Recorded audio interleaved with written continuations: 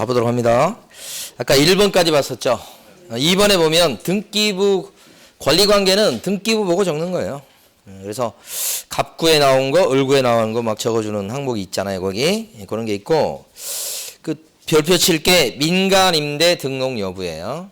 별표 치시고, 이 민간임대 등록 여부, 주택임대사업자 등록을 해놓은 거냐 안 해놓은 거냐 따라서 적용되는 법이 틀려요. 달라요. 그렇기 때문에 확인해 주셔야 돼. 근데 이게 지금 어떤 상황이냐면, 주택임대사업자 등록했을 때 옛날에는 무조건 주인한테 물어서 확인하거나 아니면 사이트를 볼 수밖에 없었어요. 근데 앞으로는 등기부에 올라갑니다. 그러니까 등기부만 보면 임대사업자 등록이 된 물건인지 아닌지 여러분이 확인할 수 있도록 지금 바뀌고 있는 중이에요. 그래서 지금 등기부에 막 올라가는 상황이니까, 다 올라간 건 아니고 올라가는 중, 이렇게.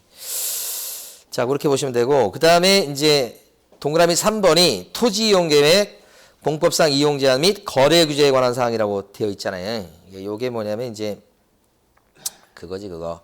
공법 시간에 배운 용어들이 많이 나옵니다. 그래서 용도 지역이나 용도 지구 구역 이런 게 나와요. 요거 이제 되게 많잖아요. 그래서 복잡하게 느껴지실 거 아니에요. 여기서는 뭐 구체적인 내용을 보는 게 아니고, 이런 용도 지역이나 지구 구역은 뭘로 확인하느냐를 공부하는 거예요. 여러분들은 여기서는 바로 토지 이용 계획 확인서요. 여기 보면 용도 지역이나 지구 구역, 요것은 어떻게 확인하느냐. 옆에 빈 공란이 있잖아요. 거기다가 토지 이용 계획 뭐요? 확인서다. 이렇게 적으시면 돼요. 빈 공란에다가. 토지 이용 계획 확인서는 이제 인터넷 발급도 되고요. 그다음에 구청 가서 이렇게 발급하셔도 되고 그렇습니다. 그거 갖고 일반 상업 지역이다, 준주거 지역이다, 이런 것들은 이제 적어주는 거예요. 자, 그 다음에 옆에 보면 건폐율과 용적률 상한이 나오는데, 이게 핵심이에요. 건폐율이 최고 몇 프로까지 나오느냐, 용적률이 최고 250이다, 이거 적어주는 거예요. 이것은 자, 별표 시군 조례라고 적으셔야 돼. 밑에다가 시군 조례로 확인한다. 현재 건폐율이 아니에요. 건폐율의 상한, 용적률의 최고 상한, 이거 얘기하는 겁니다. 시군 조례라고 적으시고, 이게 시험이 잘 나와요. 시군 조례, 이렇게. 그러니까 여기서는 뭘 보고 적어주냐, 이게 포인트예요. 시군 조례요. 건폐율과 용적률 상한 별표 치시고, 그 다음에 그 밑에 허가구역, 토지거래 허가구역도 이걸로 확인 가능합니다. 바로 토지 이용 계획 확인서를 띄면 토지거래 허가구역이다 아니다, 이게 확인돼요. 이거 보시고, 그 다음에 밑에 보면 토지 투기 지역, 뭐 주택 투기 지역, 투기 과일 지역 이런 거 있죠. 여기 서울은 대부분 보면 이제 투기 과일 지구는 다 들어가잖아요.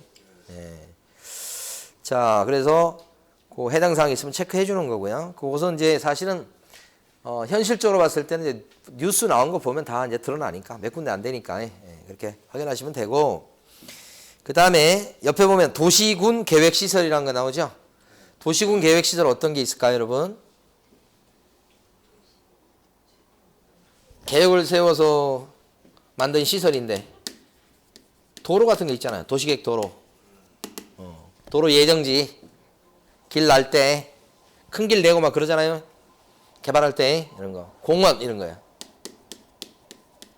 이런 것들을, 이 집안에 공원이 세워지는가 안 세워지는가, 뭐 이런 거 확인해 주는 거예요. 요 땅이 어떻게 개발할 땅인지, 그런 거에 대해서 도시군 계획시설 잡힌 게 있는지를 구청, 관청에 가서 확인해 보시는 거예요. 그래서 이게 적어주는 거.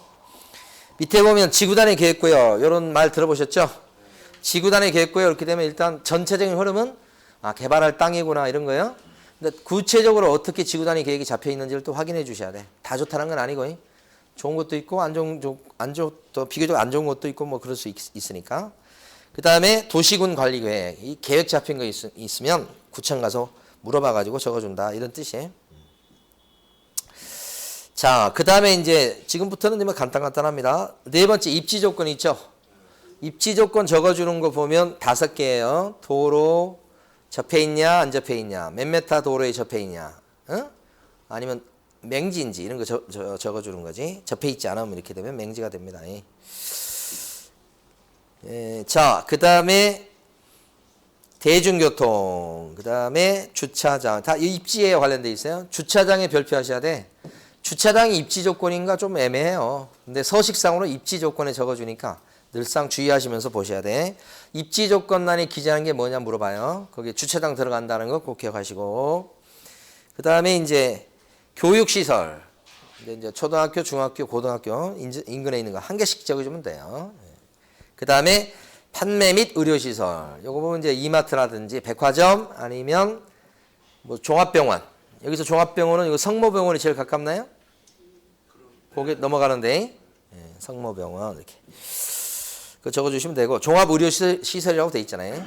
자, 그 다음에 5번 관리에 관한 사항란은 적어주는 게 2개밖에 없어요. 그래서 경비실이 있냐 없냐 이거 체크해 주는 거죠. 그 다음에 관리 주체가 누구냐, 자체 관리하는 거냐 위탁 관리하는 거냐 이런 거 얘기하는 겁니다. 그 다음에 오른쪽 가시면 비선호시설 나옵니다. 비선호시설이 이제 혐오시설이요. 혐오시설, 비선호 어떤 게 있을까요? 혐오시설 어떤 게 있어요? 네. 쓰레기 소각장, 매립장 뭐 이런 거 또요. 영안실, 장례식장 것도 그렇죠. 구치소도 그렇고. 그래서 또 보면 꽤 있습니다. 어떤 분은 교회라고 하신 분도 계시더라고요. 좀 많이 수긍이 가는 얘기이기도 합니다. 자, 어쨌든 비선호시설 있는지 없는지 있다면 뭔지 적어주는 거죠. 그 다음에 7번, 8번 요거 두 개인데 7번이 예정 금액이에요. 물건을 갖다 내놓을 때 자 10억에 팔아주세요 하면 예정 금액. 근데 주의해야 될 것은 별표 칠 것은 예정 금액만 적고 10억 적고 끝나는 게 아니고 밑에 보면 뭘 적어요? 개별 공시지가 별표. 건물의 공시가격 별표 2개. 그게 뭐냐? 예정 금액 등 칸에 적는다. 그러니까 공시지가도 적어줍니다요. 어디에? 확인 설명서에.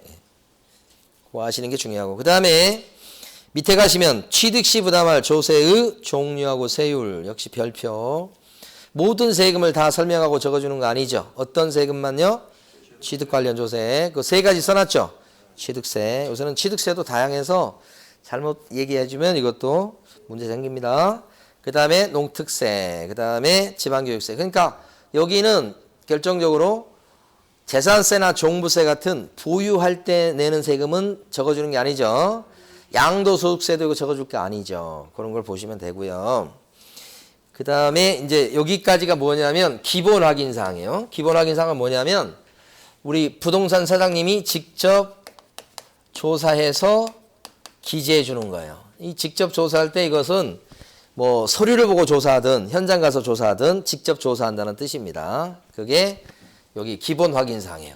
이게 제일 중요한 게 이거예요. 이거 기본 확인사항에 이렇게 8가지가 있다 이 말이에요. 나중에는 암기까지 하셔야 돼요. 기본 확인사항은 어떤 걸 기본 확인사항이라고 그래요? 직접 사장님이 조사하는 거. 그걸 기본 확인사항이라고 그래요. 직접 조사해서 적어주는 거. 예. 요 8번까지죠. 예. 여기서 아까 요거 공시지가하고 공시가격 있다고 하는 거 중요하다고 별표했었죠? 그 다음에 입지 조건에서는 주차장이 들어가는 거 요상한데 저거 중요하다고 말씀드렸죠? 예.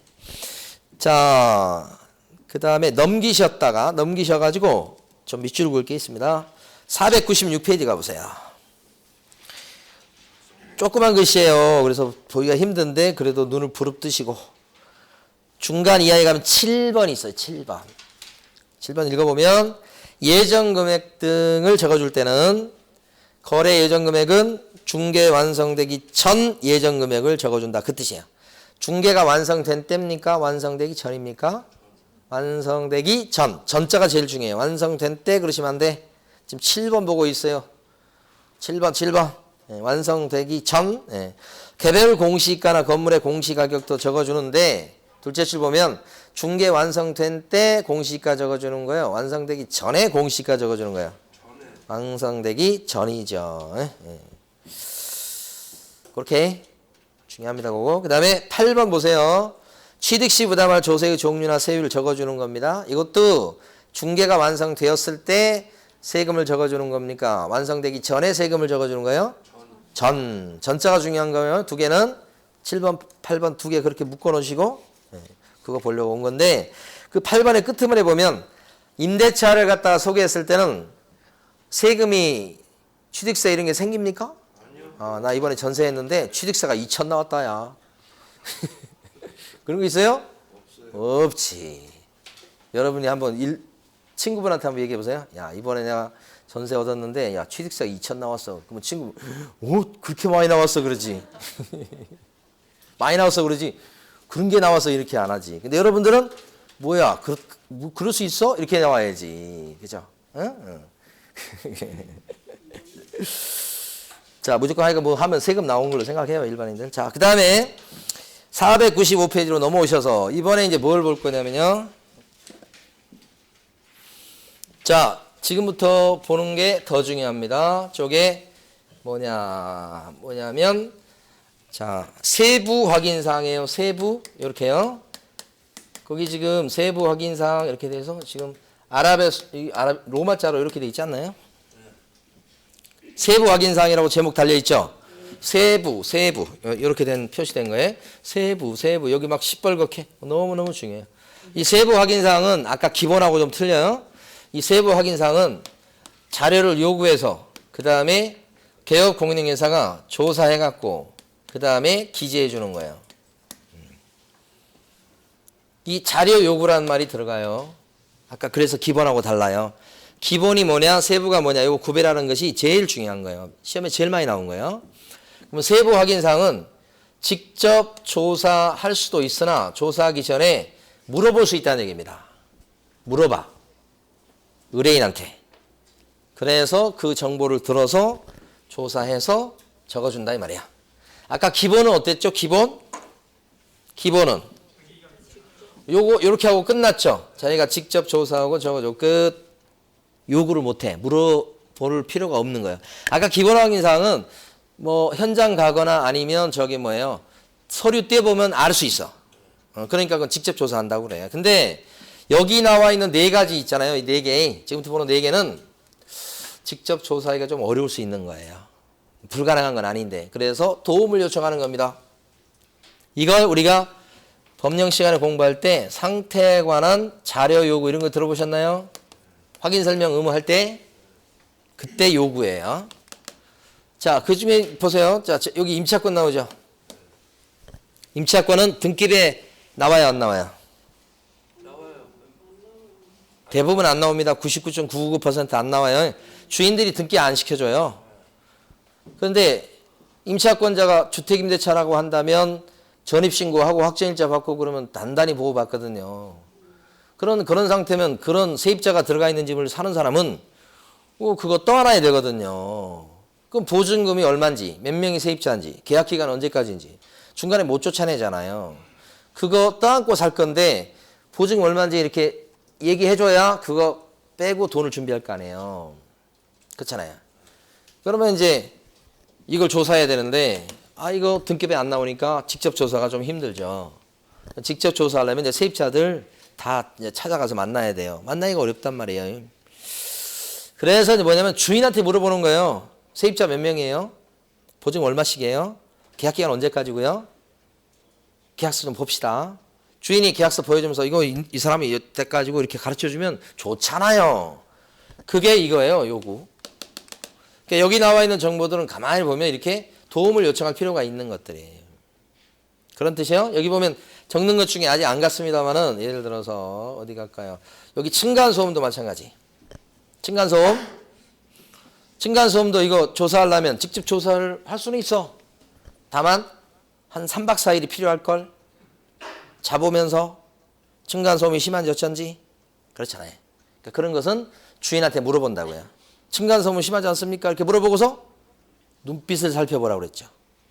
눈빛이 떨린다 그러면 이렇게. 자, 여기 보면 또 배수 문제가 있죠. 저희 아파트 같은 경우는 앞 베란다 쪽에 배수 세탁기 돌려가지고 밑에 문제가 생기고 막 그런 경우가 많아서 맨날 방송 나와요. 날씨가 좀 추워지면 앞 베란다 쪽에서 세탁기 돌리지 말라고 나옵니다. 저층 문제가 생겨요. 그래서 이제 배수 문제가 생길 수 있죠. 근데 여러분들이 한번 가서 둘러본다고 그런 문제를 딱 알 수는 없죠. 물론 그 단지 앞에서 중계를 하시면 다 알죠. 근데 이제 그런 거 말고 일반적으로 가서 한번 현장 활동을 했다고 해서 알 수 있는 게 아니어서 도움을 요청할 필요가 있죠. 또 어떻게 해야 돼? 뭐 배수에는 문제가 없죠? 라고 물어보고서 또 뭘 살펴야 돼? 눈빛을 떨리는지 안 떨리는지. 그 얘기야, 이 얘기요. 자, 여기 보면 벽면인데 여기 보면 누수 부분에 누수 부분 문제가 많이 발생하잖아. 특히 빌라 같은 경우도 그렇고. 빌라 같은 경우 더 문제잖아요. 그럼 누수가 있는지 없는지 조사하려면 어떻게? 할 수는 있어. 어떻게 조사해야 돼? 어떻게 조사?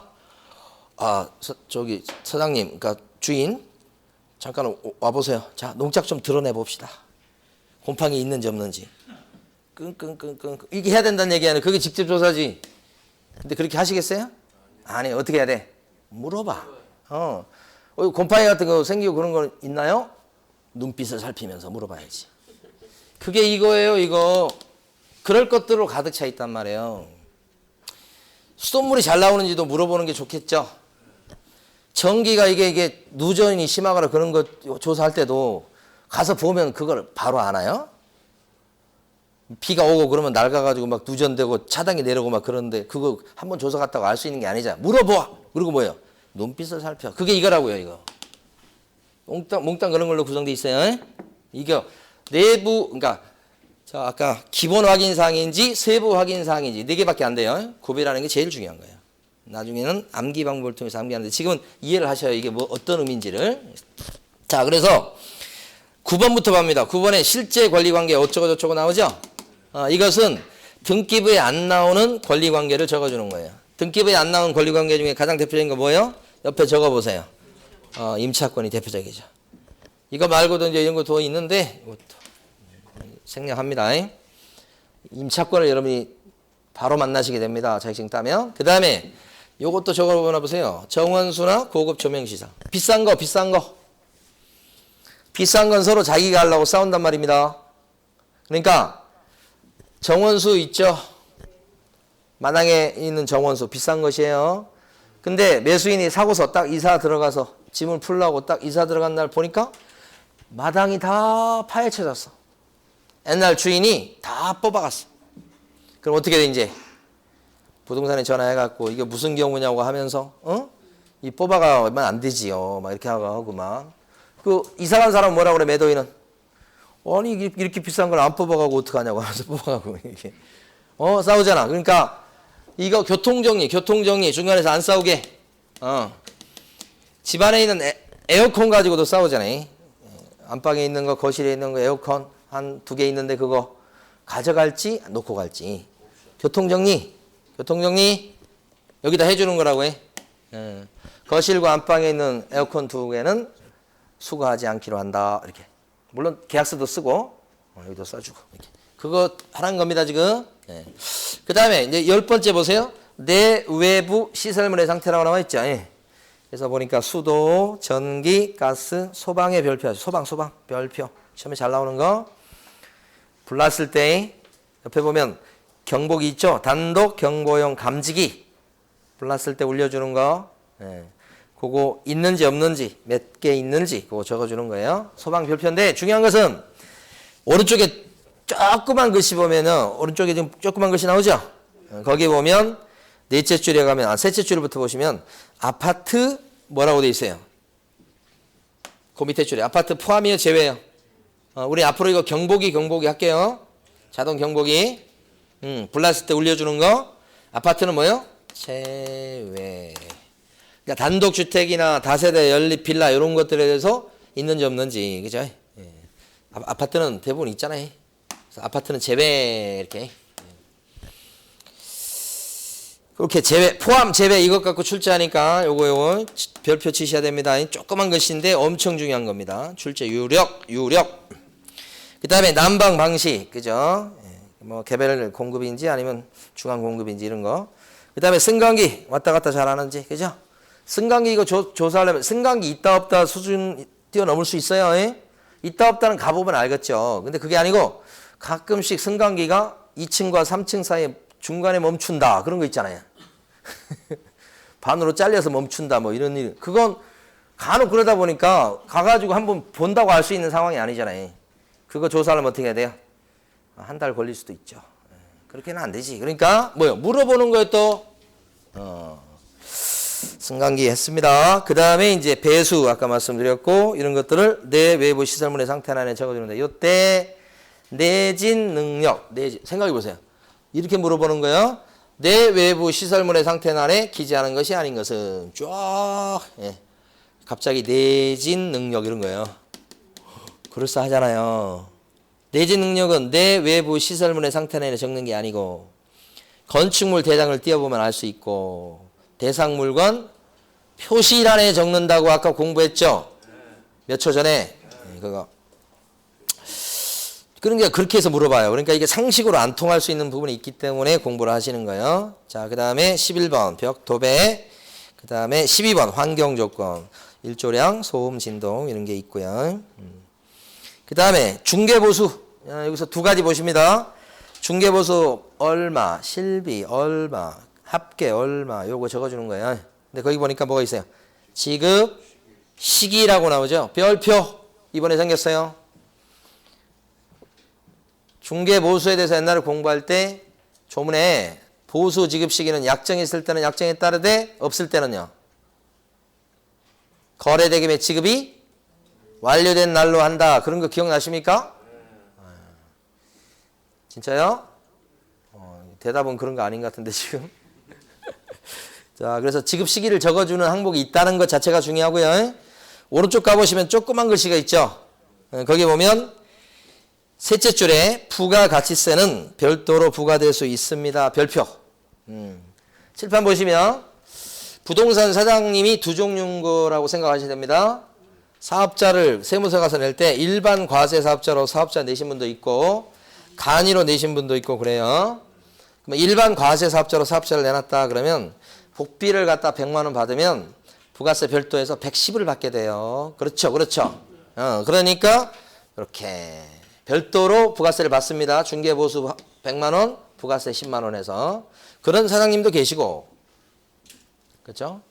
아니면 간이로 사업자를 내놨어요. 간이. 이 간이는 어떤 사람이냐면 매출 규모가 좀 적은 사람들. 그러니까 규모가 적은 데인데 여기 규모가 큰데 이렇게 생각하시면 돼요. 간이 과세 사업자다 그러면 좀 적은. 부동산 사무실은 대부분 간이에요. 간이. 조그매. 예. 그러면 포함. 그죠? 그러니까 중개보수 100만 원 받았어. 그럼 끝이야. 그 100만 원 안에 뭐가 들어가 있는 걸로 보는 거예요? 부가세가 포함된 걸로 보는 거야. 그러니까 간이 사장님은 중개보수 보수를 중개보수에 부가세 포함시켜서 받는 거고 일반 사장님은 어떻게 해요? 따로 받는 거죠. 부가세 별도 이런 거 들어보셨죠? 아니 우리 어제 이제 부가세 때문에 우리 세무사님이 또 신고 해야 된다고 하면서 또 막 전화하셔가지고 또 그래서 신고하고 이제 뭐 자료 얼마 납부하라고 여기 문자 주시고 끄트머리에 뭐가 오냐면 그 세무사님 그 보수 또 왔더라고. 근데 예를 들어서 10만 원 이러면 10만 원만 딱 오지 않고 11만 원 이렇게 와요. 뭐죠 이게? 부가세 1만 원 들어간 거예요. 그러니까 저 세무사님도 일반이지 일반. 뜯어갈 때 저한테 부가세를 뜯어가서 거기 나라에 내는 거예요. 자기가 먹는 게 아니죠. 10,000원은 나중에 내죠. 예. 그런 사장님도 계시고 아닌 사람도 있다 이런 얘기예요 지금. 네, 그거 됐습니다. 네. 구별? 고배가 뭐예요? 도배? 도배를 누가 해주냐고요? 아, 그거 시험에 안 나옵니다. 네. 그런 법 없어요. 네. 실무적으로도 그런 법은 없는데 이제 보통 이러죠. 이제 일반적으로 월세 말고 전세 이렇게 됐을 때는 이제 들어온 사람들이 이제 하는 게 많고 좀 이제 전세 사는 사람이 해서 들어오잖아. 근데 월세 살고 이런 사람들은 거의 뭐 짐도 많지 않고 그러면 이제 해주고 뭐 이런 게 기준이 뭐예요? 몰라요. 법이 없는데 뭐 그냥. 예. 자 넘어가십니다. 이제 여기까지 했고요. 예, 여러분들은 쭉 넘어가서 마지막 타임으로 갑니다. 어디 가시냐면 지금부터 이제 한 20분 정도 남았는데 어디 가시냐면 552페이지 가십니다.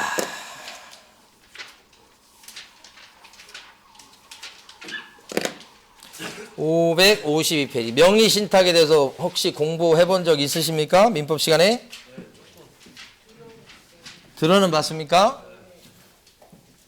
올해 들어서 들어보셨어요? 요번 해에 들으셔서? 작년 아니고? 자, 무엇 명의신탁이라고 한답니까? 명의신탁 몇 가지만 할게요. 마지막 내용이요. 명의신탁은 뭘 명의신탁이라고 그럽니까? 뭐가 명의신탁이야? 들어보셨다며? 딴 사람한테 이름을 빌려주는 거? 네. 아, 예. 그러니까 여러분 아시는 거요. 아시는데 이제 표현력이 이제 조금 그렇게 아시면 되는 거예요. 그러니까 이 사람 거요. A 거 실제 권리자. 근데 딴 사람의 이름으로 등기를 딱 돌려놓지. 다스요? 우리는 다스를 잘 모르는데. 둘이 짜가지고 이렇게 돌려놔. 등기를. 왜 이렇게 이 사람 건데 등기를 요리 돌려놓는 거야? 이유. 두 가지인데 첫 번째.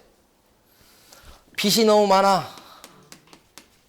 채권자들이 이 재산 달라들어서 다 그냥 할 것 같아. 지켜야 되겠어. 빚은 빚이고 내 재산. 그죠? 살짝 요리 돌려놔. 채권자들 못 찾게, 못 쫓아오게. 빚이 많아서 첫 번째. 두 번째, 재산이 너무 많아. 세금 때문에 못 살겠어. 그래서 내 거지만, 그죠? 재산이 너무 많으니까 누구예요, 누구? 재산이 별로 없어야 돼. 그 다음에 착해야 돼. 그 사람한테 야, 너 앞으로 좀 등기 좀 해놓자. 내가 그러면 세금도 내주고 하여간 뭐 섭섭하지 않게 해줄게. 이렇게 딱 해놓으면 이제 그 다음부터 이제 재산이 자기께 실제 늘었지만 그렇게 안 잡히니까 종부세 뭐 이런 거 있잖아요. 그런 데서 좀 혜택을 보고자 탈세하려고 하는 거예요. 탈세. 재산이 뭐 너무 많아서 탈세, 빚이 너무 많아서 피하려고, 강제집행 피하려고 해. 그런 거 그것 때문에 하는 거예요. 원래 명의신탁은 언제 생겼냐면 일제시대 때 생겼어요. 일제시대 때 종중 땅인데 등기를 안 하면 다 뺏어버린다고 그런 거야. 일본 놈들이. 그러니까 종중 땅을 지키기 위해서 어떻게 했냐면 원래 나쁜 뜻이 아니에요. 종중 땅을 지키기 위해서 종손의 이름으로 등기해 놓은 거야. 그 왜 그렇게 했냐. 그때 당시 법은 종중 이름으로 등기가 안 돼. 지금은 돼요. 지금은.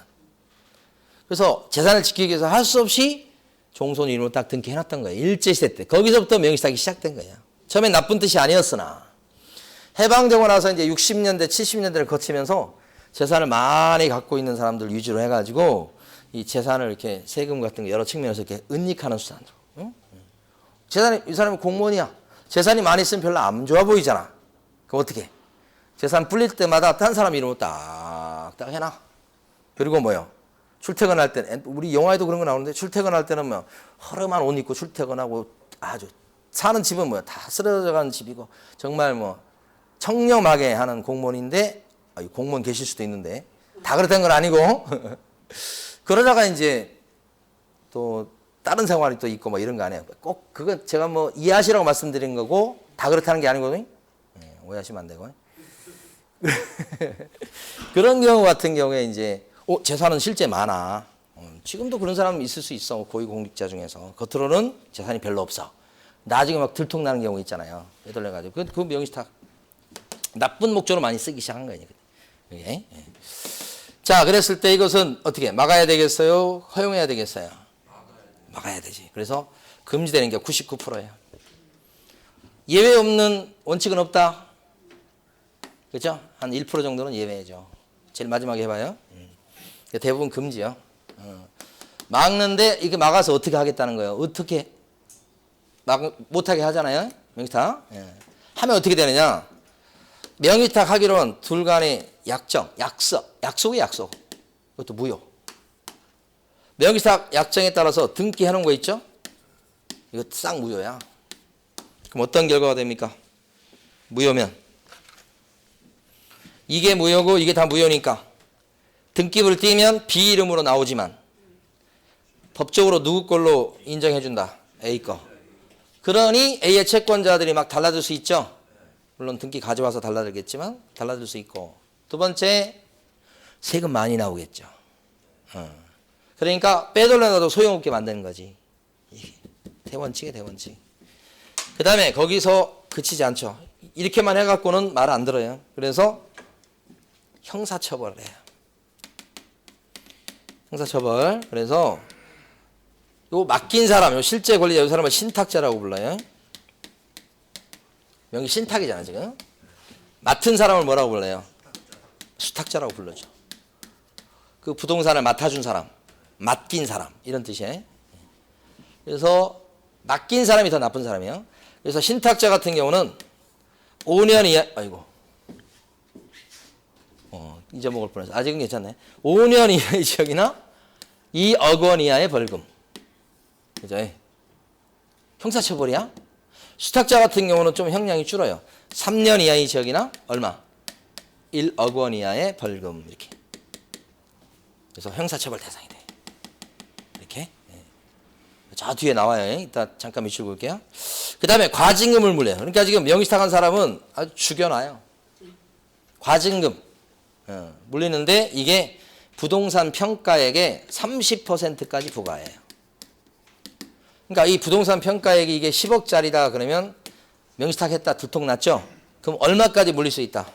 3억까지. 무조건 3억은 아니고.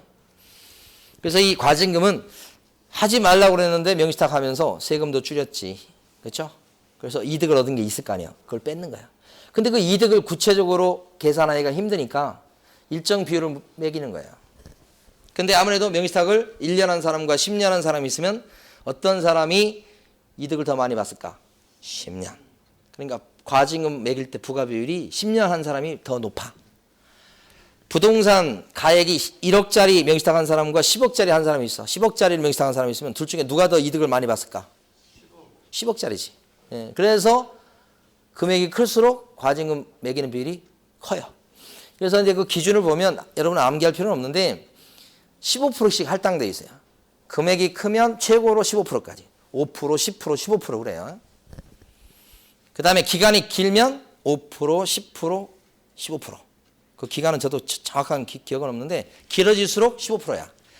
그러면 기간도 길어, 금액도 커, 그러면 30%야. 그렇게 단계별로 정해놨어요. 그래서 30%까지 물릴 수 있다는 거. 과징금이 10% 나올 수도 있다는 경우에 따라. 그 다음에 하나만 더 이해하면 이제 넘어가요. 뭐냐? 이행강제금이에요. 이행강제금. 그래서 이행강제금은 이거 명의시탁했다 들통났죠 지금. 그러면 다 막 이렇게 되는 건 요건데, 자 어떻게 하냐? A는 B 앞으로 되어 있는 등기 가져와야 돼요. 이것을 우리끼리 할 때는 실명 전환 의무다라고 우리끼리 얘기하자. 실명 전환해야 될 의무가 생긴다. 누구한테? 신탁자한테. 등기 자기 걸로 가져와서 정상적으로 세금 내고 이렇게 원래대로 되돌려놔야 돼. 그걸 실명 전환 의무라고 그래. 들통나면. 이걸 안 하면 이행강제금 물려. 첫 해 1년이 넘도록까지 안 하면 10%를 물리고, 또다시 그때부터 1년이 넘도록, 그러니까 총 2년째 되는 거예요. 또다시 1년이 넘도록, 또다시 1년이 넘도록 실명 전환 안 하면 이번에 20%야. 합치면 이것도 30%야. 3억까지 될 수 있어요. 두 번만 이행강제금 때려요. 세 번째는 없어. 만약에 세 번째 3년이 넘도록, 그러니까 1년 또 1년 또 1년 3년이 되도록 안 했을 때 이번에 30% 물린다고 해봐요. 그럼 어떻게 돼? 이것만 해도 60%에다가 벌써 여기 과징금에서 30% 가까이 뜯기니까 어떻게 해? 90%. 그럼 어떻게 되겠어? 죽어나는 게 아니고 배짜라 이제 가져가 이렇게 할 거야. 그러면 이제 이거 실명 전환하는 게 목적이죠. 막 때려 죽이는 게 목적이 아니잖아요. 예, 그러니까 이제 대들지 않을 만큼만 때려. 한 대, 두 대까지. 두 대만 때려야 돼. 세 번째까지 때리면 죽어버려. 자, 요것이 처벌이요. 지금 나온 김에 이제 처벌 먼저 밑줄 그어봐요. 저기 뒤에 가보세요. 558페이지 가보세요. 558페이지.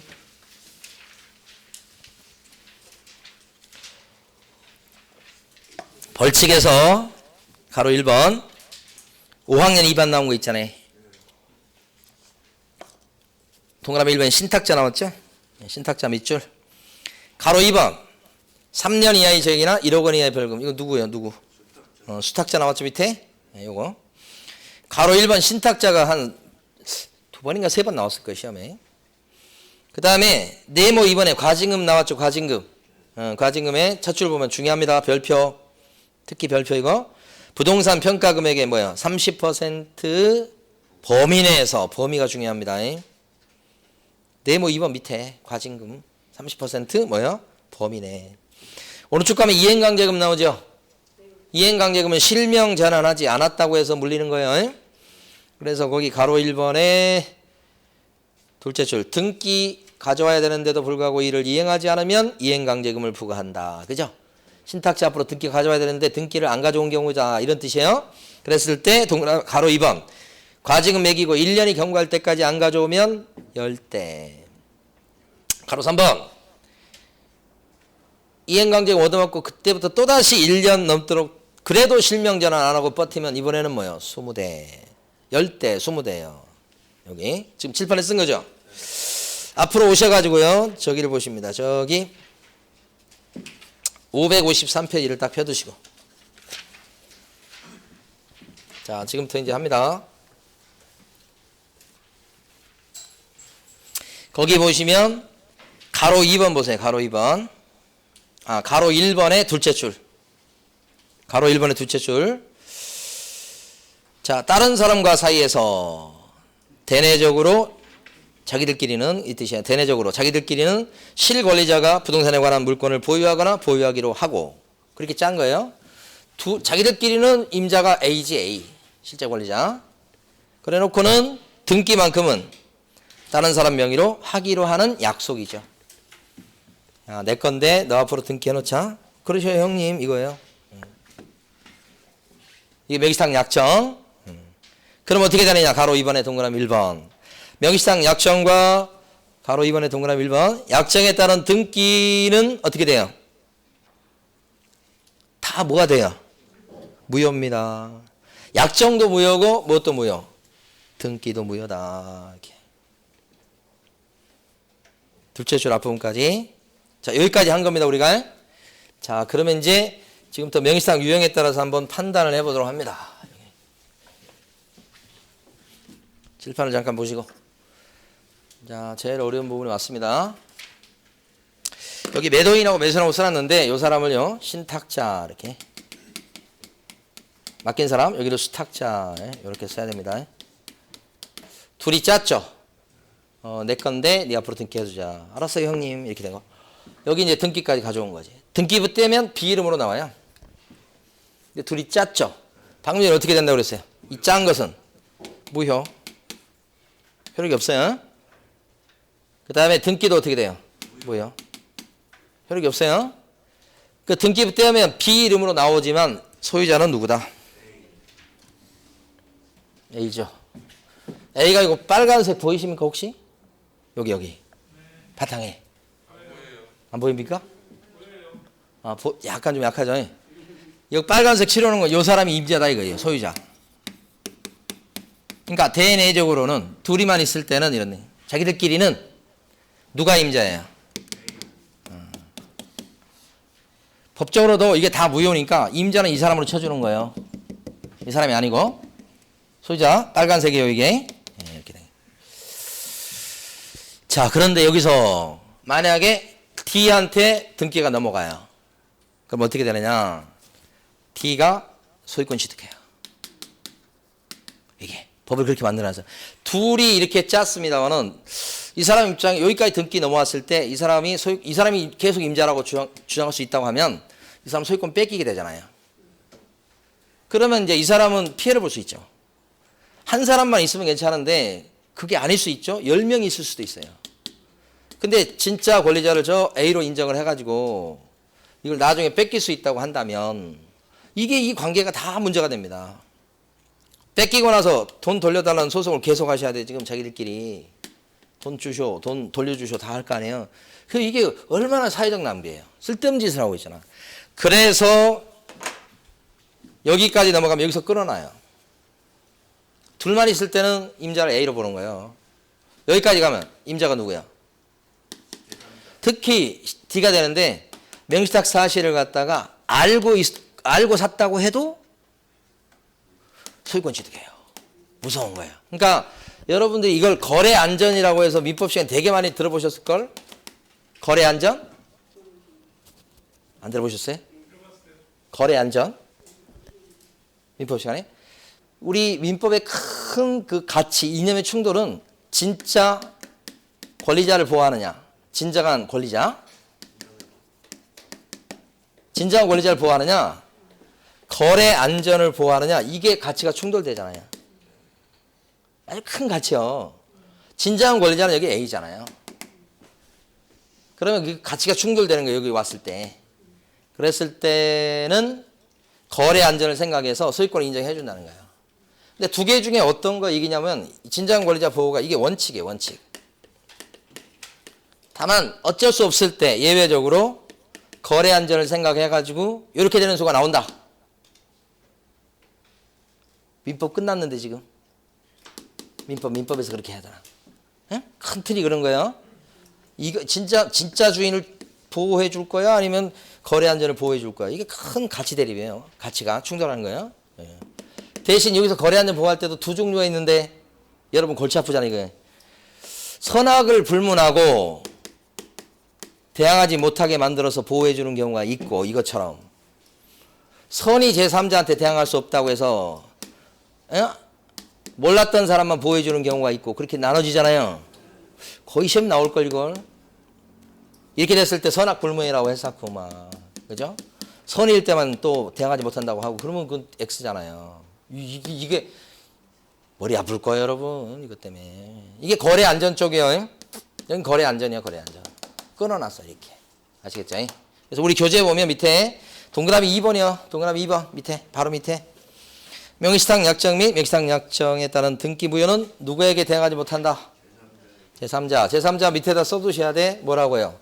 선악불문.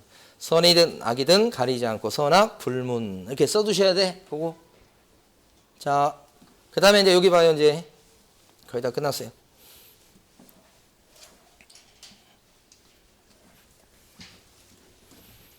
여기 보시면 3자 간의 명의시탁이 있어요.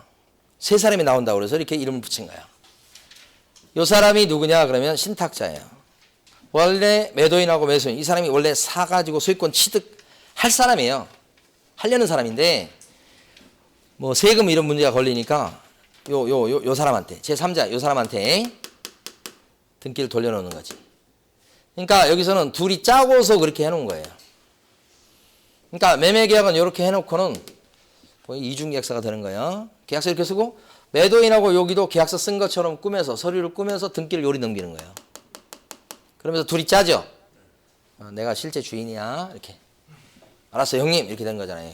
이렇게. 예? 이게 명의시탁 관계에 있는 거예요. 대체 눈치 챌 수 있겠죠? 모를 수도 있고. 이렇게 되면 자 명의시탁 짠 거 어떻게 돼요? 무효. 아까 그랬잖아요 지금. 요 등기된 거 이것도 무효. 그러면 이렇게 세 사람이 있다 그러면 소유자는 누구로 인정해 주는 거예요? 소유자는 누구예요? 신탁자라뇨. 이 사람 신탁자, 이 사람 소유권자예요? 아니요, 여기요. 아니 여기 지금 이 약정도 무효고 이 등기가 무효잖아요. 그럼 여기 앞으로 등기 때문에 이 사람 이름이 나와? 근데 이건 꽝이야. 누가 소유자야? 이게 무효니까. 무효는 뭐예요? 없다는 거예요 지금. 이 등기가 있다 없다? 없는 거고 똑같아. 그러니까 소유자가 누구예요? 에이, 요거 빨간색이에요. 빨간색 여기가. 그러니까 이렇게 세 사람이 존재하면 소유권자는 누구다? A라고 하는 거예요. A라고. 그걸 이해하셔야 돼. 왜 A가 되는 거예요? 무효여서 그래. 무효여서. 그래서 여기 대신에 주의할 것은 이 매도인과 매수인이 둘이 사고 팔기로 하는 계약은 어떻게 돼? 유효지. 유효 아닌가요? 여기는 팔기로 했고 여기는 사기로 했어. 아니 집이 없는 사람이 집을 팔기로 하는 매도인으로서 계약을 체결해. 집도 없는 사람이 그 매수인을 사기로 해서 둘이 계약 체결해서 계약이 무효가 돼요? 집 없다고 무효되는 거예요? 아니 집 사가지고 넘기면 되잖아. 그러니까 그 매매 계약 자체는 뭐예요? 둘이 약속한 거잖아. 팔기로 하고 사기로 하고. 이걸 무효로 돌릴 이유가 하나도 없어. 이 자체는 뭐예요? 유효. 유효니까 약속에 따라서 이 계약에 따라서 잔금을 다 치렀다면 치렀다는 전제예요. 등기를 이전해 줄 의무가 있죠. 이 사람은 이전 등기 해 줄 수 있나요? 좀 어려운 말로 하면 이 사람이 이행불능에 빠지진 않나요? 등기 넘겨줄 수 있어요? 네. 왜요? 무효니까. 가져올 수 있고 소유권자니까 등기 넘겨줄 수 있잖아요. 가져올 수 있으니까 말소해서 이렇게 넘겨줄 수 있어요. 잔금 받아먹었으면 그렇게 해줘야 돼요. 그러니까 결론적으로 이게 유효가 되다 보니까 앞으로 장래에 이 사람이 소유권을 등기를 가져올 기회가 있을 수 있다는 거지. 아직은 소유자는 아니에요. 등기 가져와야 소유자지. 가져오기 전까지는 누가 소유자다? A다. 요 관계를 알고 계셔야 돼요. 이건 장래 일. 지금 당장은 무효니까 소유권자는 아직은 누구? A. 그런 상태였는데 D까지 갔다고 해봐. D. 그러면 D가 소유권 취득해야 못해요? D. 진정한 권리자를 보호하는 취지에 따르면 취득을 못해야 돼요. 진정한 권리자가 여기니까. 그런데 그렇게 해놓으면 다 뺏겨. 거래 안전에 문제가 생기잖아요. 그러니까 이럴 경우는 어쩔 수 없이 진정한 권리자를 해치면서 거래 안전을 도모하는 거예요. 그래서 이때도 제3자가 이 관계를 알든 이거 악인데 잘못했어. 모르든 알든 안 게 나쁜 거잖아. 나쁘다는 게 보다는 악이죠. 그러면 그걸 따지지 않고 소유권 취득. 그러니까 3명만 있을 때는 소유권자가 저기 A. 여기까지 나오면 소유권자가 누구? 이렇게 되는 거지. 방금 전에 밑줄 그은 거잖아요. 선악불문하고. 됐죠? 점점 이제 답이 없어지네요. 자, 이제 마지막입니다. 마지막.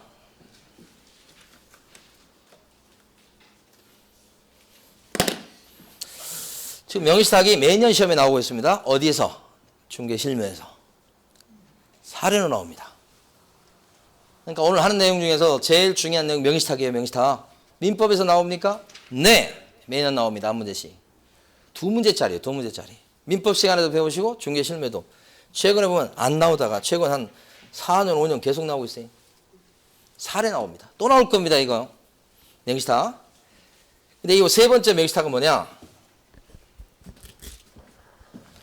이 세 번째 명의신탁은 계약 명의신탁이에요. 이게 제일 하이 레벨이에요. 제일 어려운 거예요, 이게. 자, 보시면 매도인하고 매수인이 B예요. 그런데 A는 잘 모르겠지만 선이라고 써놨어요. 사실은 C가 자기가 살 집인데, 자기가 예를 들어서 사는 집인데 돈 주고 자기 명의로 등기해놓게 되면 재산이 많아서 세금 많이 나올까 봐 자, B를 내세웁니다. 그러니까 이 사람이 누구냐면 수탁자예요. 이 사람이 신탁자고. 둘이 짰죠. 자, 너가 좀 명의 좀 빌려주라. 너가 명의만 빌려주는 게 아니라 너가 앞장서서 계약도 하고 너 앞으로 등기해놔라. 돈 줄게. 그럼 세금은 내가 다 처리하고 섭섭하지 않게 해줄게. 걱정하지 말고 너 앞으로 등기 좀 해두자. 이렇게. 그래서 매매계약 체결해서 등기를 B 앞으로 가져온 거예요, 지금. 근데 C가 숨어 있는 거죠. 신탁자. 돈 된 사람이야. 돈을 준 거예요, 이렇게. 그리고 짠 거지. 그렇죠. 근데 매도인은요. 이 사람 숨어 있는 거 모르죠. 보통 알 수도 있는데 일반적으로 잘 몰라. 나중에 가서는 아는 경우, 모르는 경우를 다 따져봐야 돼. 지금은 이제 보통 모르는 경우. 그러면 이때 명의신탁 약정이 어떻게 돼요? 약정. 무효. 아니 계속 명의신탁 약정이 유효되는 건 나오지도 않았어. 아까 유효되는 경우는 1%에 불과해요. 다요. 금지된 명의신탁은 무효예요. 금지된 명의신탁 무효. 등기가 어떻게 돼요? 원래 무효지. 원래는 무효야. 근데 이렇게 무효를 만들어 놓으면 무효는 누가 주장할 수 있는 거죠? 무효는 누가 주장하는 거야? 취소는 누가 주장할 수 있죠? 취소는 아무나가 아니지. 취소는 법에 정한 취소권자가 주장하는 거예요. 뭐 사기 당한 사람, 뭐 미성년자 이런 식으로 이제 취소할 수 있는 권한이 있는 사람이 법에 써져 있고 무효는 누가 주장하는 거예요? 무효를 주장하려는 자. 아무나. 누구든 주장할 수 있는 게 무효란 말이에요.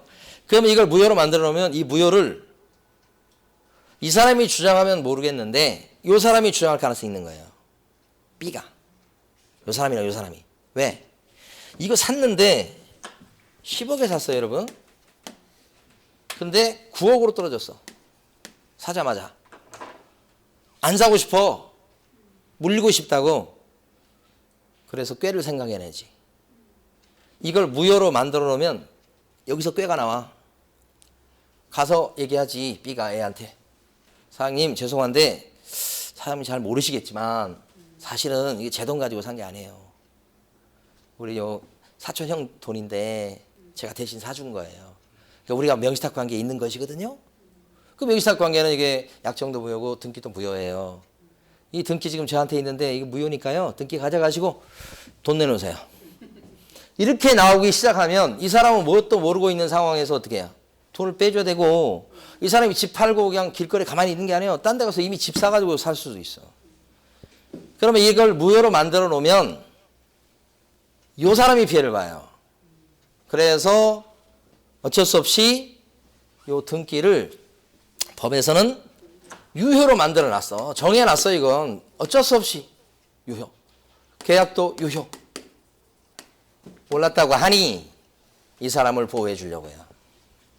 다 유효로 만들어 놨어요. 그러다 보니까 반사적으로 이 부동산의 소유권자가 누가 됐어요? A가 아니라 B가 된 거예요. 빨간색이 빨간색 B가 된 거예요. B가 예뻐서 B를 소유자로 만들어준 게 아니에요. 누구를 보호하려다 보니까 소유권자가 B한테 있다고 보는 거예요. 이론적으로. 그래서 이걸 유효로 이렇게 만들어 놓은 거예요. 그래서 이게 아주 핵심이지. 그러니까 이 사람이 소유권자예요. 그러니 이 상태에서 C가 B한테 가가지고 야, 내 돈 가지고 샀고 그거 내 거니까 내놔. 그럴 수 있나요? 그 집 내놓으라고 할 수 있냐고. 못합니다. 아니 이 사람이 지금 빨간 소유자라고 그랬잖아요. 그러면 B 입장에서 수탁자가 뭐라고 얘기하는 거야? 내 거야. 내 집이야. 소송하면 이 사람이 소유권자입니다. 소유권자한테 어떻게 소유권을 달라고 합니까? 못합니다 이거. 이 사람이 소유권자는 빨간색 이렇게 만들다 보니까 예뻐서 그런 게 아니에요. 지금 이 사람을 보호하다 보니까 그렇게 된 거예요. 그러니까 집 내놓는 소리 못해. 다만 이 사람 돈 가지고 산 거잖아. 부당한 이득을 취했죠. 그래서 내 돈 내놔. 그건 되지. 돈 돌려줘야지. 그건 되는데 집 소유권 내 거야 이렇게는 못해. 그래서 이 사람이 소유권자가 된다는 게 핵심. 이유는 정해놨기 때문에. 반사적으로 되는 거예요. 그럼 이렇게 세 사람이 있을 때는 소유권자가 누구? B. 근데 여기서 만약에 D로 넘어가면 어떻게 되죠? D한테 넘어가면 이 사람은 소유권자잖아. 이 사람도 소유권자죠. 소유권자로부터 돈 주고 산 거잖아요 지금. 등기 가져왔다는 전제하에요 지금. 이 사람 소유권자죠. 선악불문. 아는지 모르는지 그걸 왜 따져 여기서. 그렇죠? 소유권자지. 소유권자로부터 넘겨왔으니까. 그럼 이런 상황일 때 C가 쫓아가서 당신 뭘 모르시는 모양인데 원래 내 집이야. 가져올 수 있나요? 꺼져 그러지. 꺼져. 너 꺼져. 뭔 상관이야. 나는 임자야. 이렇게 될 거 아니에요. 요거 방금 전에 밑줄 그은 거잖아. 제3자. 자 이제 어디를 밑줄 그어야 되냐면 가로 2번. 동그라미 1번에 둘째 줄까지 아까 밑줄 그는 거 있죠? 그 뒤에 가면 다만 이렇게 나온 거 있어요. 가로 2번요 지금 왜 또 못 찾고 계셔. 553페이지 가로 2번에 동그라미 1번에 둘째 줄까지 아까 밑줄 그어 놨잖아요 벌써. 그 뒤에 다만 부동산에 관한 물건을 취득하기 위한 계약에서 여기 잘 보셔야 돼. 명의 수탁자가 어느 한쪽 당사자가 되고 이렇게 돼 있죠. 응? 명의 수탁자가 어느 한쪽 이게 이 사람 B 얘기하는 거예요. 이 사람 수탁자죠. 여기 잘 보셔야 된다니까. 명의 수탁자가 일방 당사자가 되고 그랬죠. 상대방 당사자는 칠판에서 누구 얘기하는 거예요? A. 상대방 당사자는 명의수탁 약정이 있다는 사실을 알지 못했을 때는 이게 선이 알지 못했을 때는 어떻게 된다고요? 등기는 유효하다. 제일 어려운 부분이에요. 여기가 계약명시탁에서 하이라이트. 이걸 해석을 못해버리면 아무것도 모르는 거예요. 그래서 이 장면을 딱 보고 그 글귀를 해석해야 돼. 그러면 소유권은 누구한테 있다? B한테 있다. 그랬다가 이렇게 넘어가면 이제 동그라미 2번 가는 거예요. 2번 가면 이때 소유권자가 누가 돼요? 이제 D, 제3자가 된다. 뭐 이런 거예요. 자, 다 했어요. 이제 요것만 하시면 돼. 아까 명시탁이 99% 금지인데 허용되는 경우가 있다고 그랬죠. 요새 요 허용되는 경우가 잘 나와요. 허용되는 경우가 몇 프로 정도 있다고 그랬어요? 아까 1%. 1%는 상징적 의미입니다. 진짜 통계 뽑아본 거 아니에요. 그만큼 적다는 얘기입니다. 몇 프로가 금지? 99%. 이게 무효인 명시탁이에요. 무효인 거. 아까 명시탁 약자 무효된 거 있잖아요. 근데 요거 허용되는 건 1%. 요 허용되는 명시탁은 유효한 명시탁. 법적으로 할 수 있는 명시탁. 1%는 돼요. 자, 요걸 보려는 거예요, 지금. 허용되는 명시탁 쪽에 들어가는 거, 요거 보고서 밑줄 긋고 OX 문제하고 수업을 끝낼 텐데, OX 문제는 다 풀어놓으신 거죠? 아니에요? 예. 허용되는 명시탁에 들어가려면, 자, 배우자 간의 명시탁. 들어갈 수 있어요. 남편 건데 아내 이름으로 등기해두는 거. 아내 건데 남편 이름으로 등기해두는 거. 똑같아. 요새는 이제 뭐 남녀 평등한 시대니까. 옛날에는 가만히 보면 그게 많았어요. 아이고야. 남편의 인감 도장을 몰래 가져서 팔아먹고 그런 아내들이 많았어. 옛날에는. 지금은 반대야. 아내가 잠든 사이에 남편이 아내의 도장 갖고 와서 팔아먹고 도망가고 이런 게 훨씬 더 많아져. 시대가 바뀌어서 이제는 아내들이 다 이제 이러고 저러고 하니까. 그러니까 그 사건에서도 그 변화가 생겨요. 그래서 배우자 간의 명시탁. 그 다음에 두 번째는 종중재산인데 종손 이름으로 등기하는 거. 여기서 명시탁이 시작됐다고 그랬죠. 지금 종중명의로 등기할 수 있음에도 불구하고 여전히 종손 이름으로 등기한 데가 되게 많아요. 그 명시탁이에요. 명의신탁인데 뭐예요? 허용될 수 있어요. 자, 세 번째가 종교단체. 이게 조금 어려워요. 한번 듣고 잊어먹으시면 되는데, 종교단체인데 대표적으로 천주교 재단이 있는데, 여기 지금 은평 여기도 성당이 있겠죠, 어디? 천주교 성당이 있는데 그 부동산이 요 은평구에 있는 성당이 돈 내서 산 부동산 성당이에요. 성당이 아니고 이제 부동산 재산이에요. 근데 그걸 등기 칠 때는 천주교 재단 명의로 등기를 치게 돼 있다고. 거의 종교단체가 대부분 그래요. 그러니까 종교단체가 있고 밑에 산하 조직이 있어. 은평 뭐 천주교 성당이면 거기서 소유하고 있는 거 원래는. 근데 등기만큼은 천주교 재단 이름으로 등기 쳐. 그게 요거 종교단체 재단. 그것도 명시탁이라고 봐요. 그런데 뭐예요?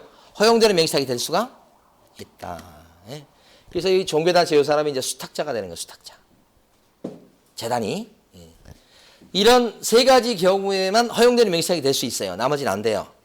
근데 세 가지에 들어간다고 100% 다 허용되고 유효한 명시탁이 되는 게 아니고 이 세 가지 경우인데 동시에 플러스 조세포탈할 목적이 없어야 돼요. 나쁜 목적이 없어야 돼요. 강제 집행을 피할 목적, 강제 집행을 면탈할 목적이 없어야 돼요. 법을 빠져나갈 목적이 없어야 돼요. 그때 한해서만 두 가지 요건을 다 갖춰야 돼요. 허용되는 명시탁이에요. 그때 한해서만. 그러니까 요 세 가지에 들어간다고 다 100% 허용이 아니고 플러스 뭐예요?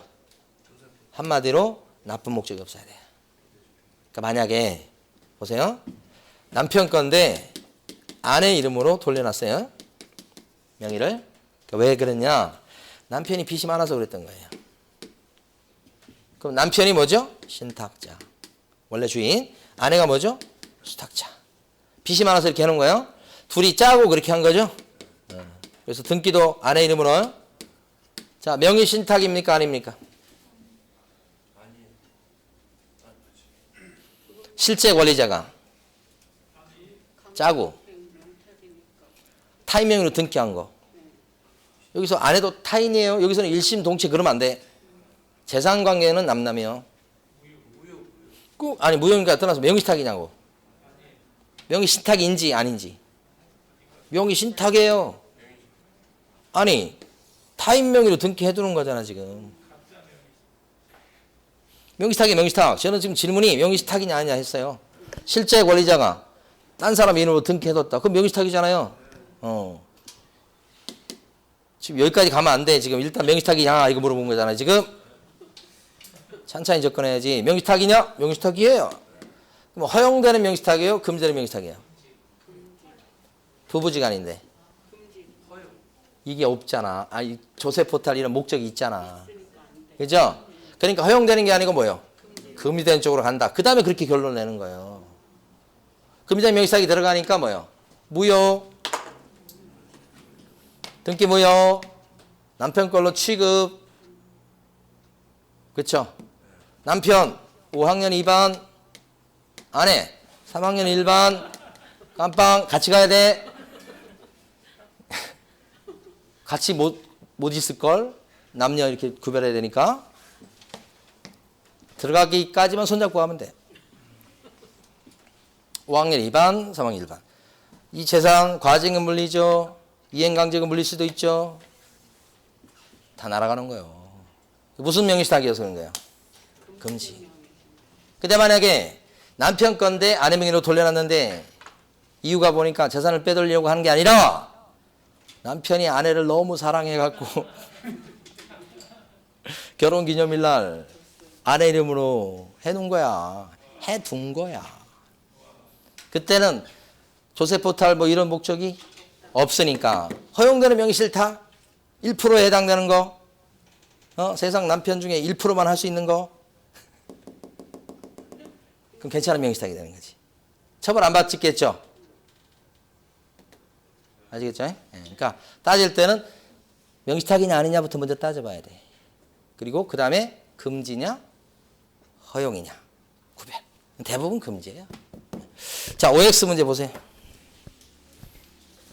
OX 문제 중에서 이번 주에 한 거니까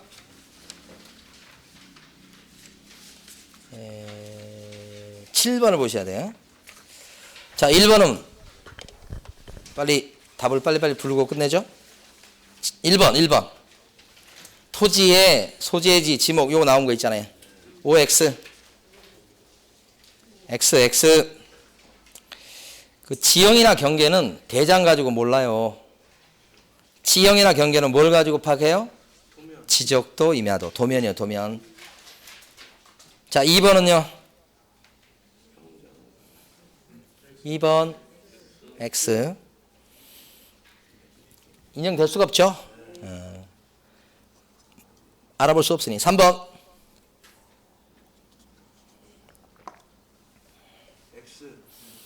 허용되지 않죠. 뭐 단분해서 합장하고 뭐 그래도 인정될 수 없어.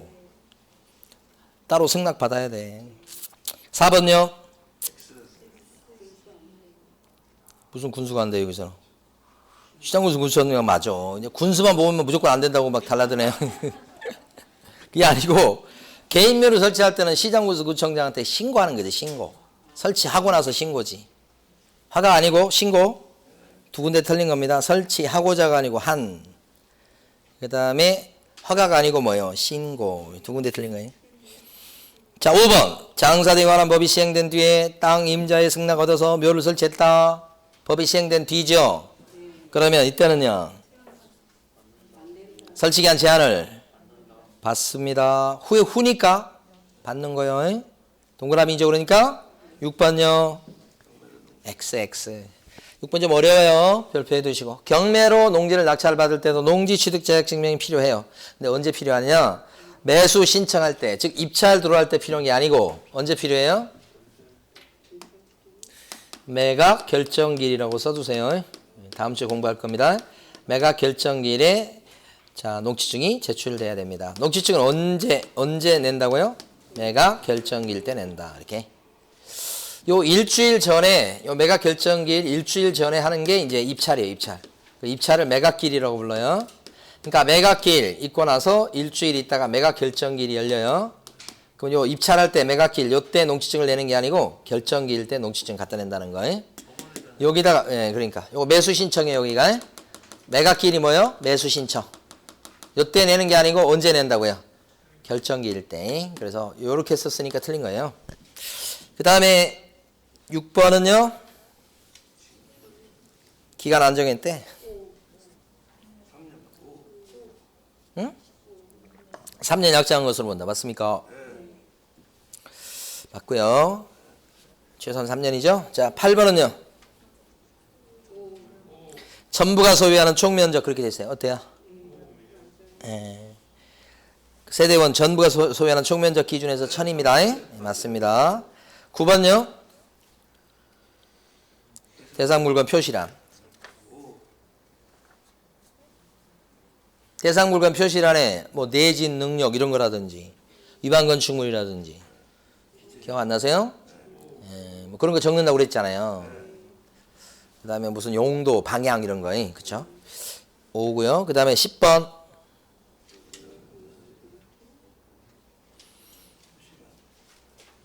대상 물건 표시에 관한 사항란에 기재합니다. 거기에는 도배 벽면은 따로 있는데요.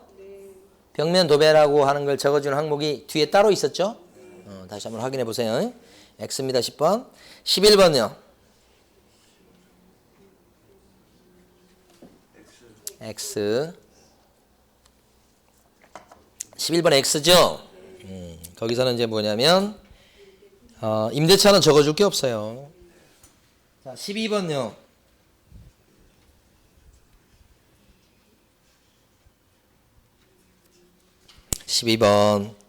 건재단에 설정되어 있다 그러면 요거요. 지금 채권 최고액 이렇게 적어 놓으세요. 채권 최고 금액, 최고액을 적어 줍니다.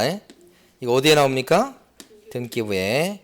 등기부에 나와 있는 채권 최고 금액을 적어 줍니다. 거기 나와 있는 LTV, DTI 이런 거 아니에요. 자, 13번요.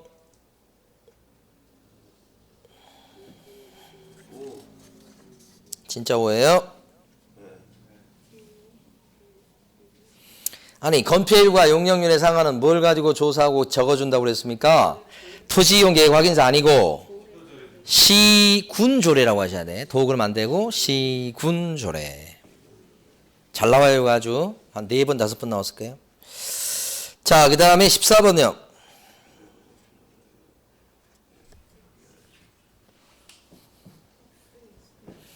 포함된 것으로 본다 그러면 안 되는데, 그렇죠? 포함될 수도 있고 별도로 부과되는 경우도 있고 두 가지가 다 있으니까 포함된 걸로 본다 그러면 이건 틀려버리죠.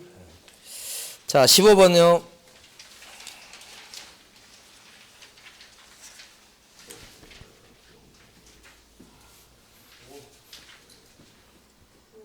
아, 15번은 우리 공부한 건 아니죠. 한번 읽어볼게요. 개업 공인중개사가 거래계약 부동산 거래계약 시스템 그 위에 써두세요. 부동산 거래계약 시스템이 전자계약이에요.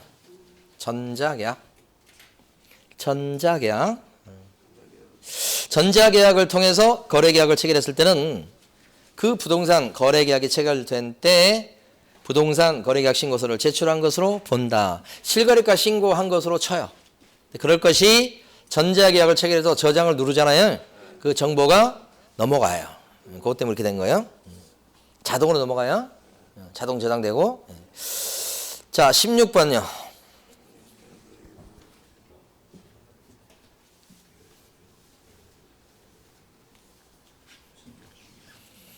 실명 전환 안 하면 어떻게 될까요? 이행강제금 물리겠죠? 그 이행강제금은 매년 20%씩 물려요? 어떻게 되죠? 첫해 10%. 두 번째까지 안 하면, 그죠? 이번엔 20대. 10대, 20대 때리는 거예요, 이거. 예. 틀렸습니다, 이거. 그 다음에 17번요.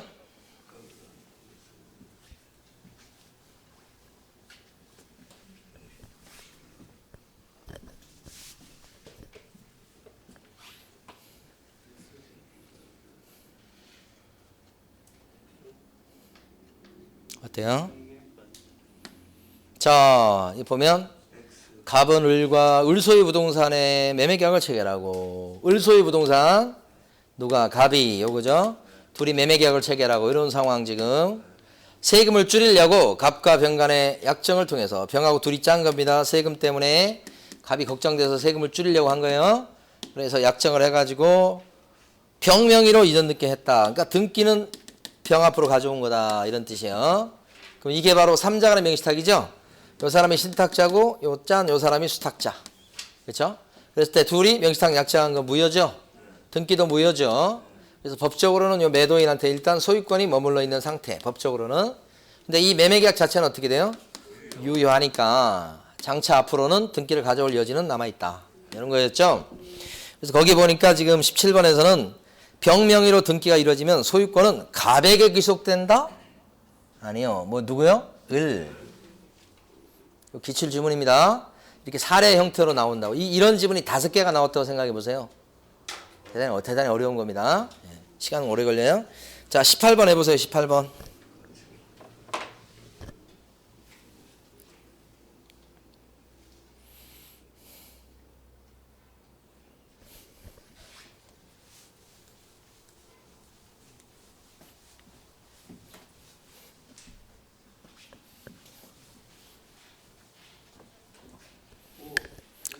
갑과 친구 을을 명의신탁자라는 계약 명의신탁 약정을 했고,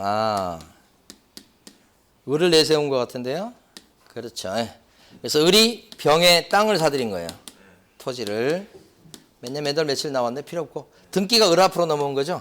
요 사람이 신탁자고 이 사람이 수탁자고. 둘이 짠 거죠. 약정. 이렇게. 계약 명의신탁의 그림이잖아요.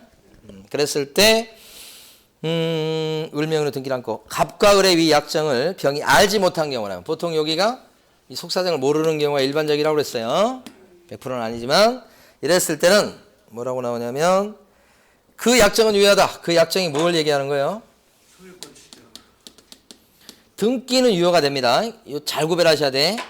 이 사람이 몰랐을 때는 등기, 그 다음에 그 전에 매매계약 이거 다 유효가 되지만 요건 유효로 봐요. 계약이라든지 등기는 유효로 보기 때문에 법적으로 소유권은 을한테 있는 게 됩니다. 소유권자입니다. 그렇긴 해도 처음에 짠 거 있죠, 요거. 요건 어떻게 돼요? 무효죠. 몰랐다고 해도 무효입니다. 요거 물어본 겁니다. 좀 어렵습니다, 이거. 요건지 뭘 물어봤는지 잘 보고 보셔야 돼. 지금 무슨 케이스예요, 지금 이게? 계약명의신탁이죠. 계약명의신탁이 제일 어려운 거예요. 됐어요. 약정은 유효하다. X죠, 18번? X인 이유? 응? 유효하다고 그랬으니까 틀렸죠. 약정이 뭐예요? 무효다, 무효. 약정이 무효라고요. 무효. 이거 이러다가 오늘 공부한 거 다 무효 되겠어요. 무효. 자, 그 다음에 마지막 19번.